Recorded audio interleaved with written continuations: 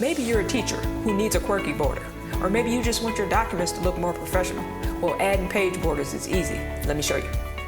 Go over to your Design tab at the top, click on that, head over to the far right, we'll go to Page Borders, click on that, and then you see you have a few options under Settings. Right now we're on None. You can select from Box, Shadow, 3D, or the rest.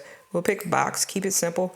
You have a few styles you can pick from. You have dotted lines, solid lines. Now all that's personal preference. You can pick what you like. We'll stick with the solid line. Then you can choose your color. You have a variety of colors to choose from, and you can also choose more colors below.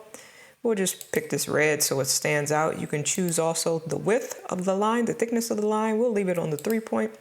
And then over here to the right, you have Apply To. Now we're going to apply this to all the pages in our document. So we'll leave it at whole document. Click OK.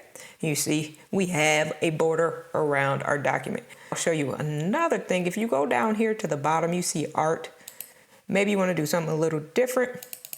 These are a little quirky, but kind of cool. Maybe you're doing something for Christmas.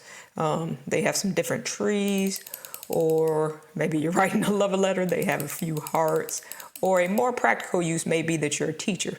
We'll click on the pencils, and then once again, we'll apply it to the whole document. Click OK, and you got something kind of cute that could be used for students. We go back up and then go over to where it says Apply To. We're going to click on that drop down, and then you see you can also select this section, first page only.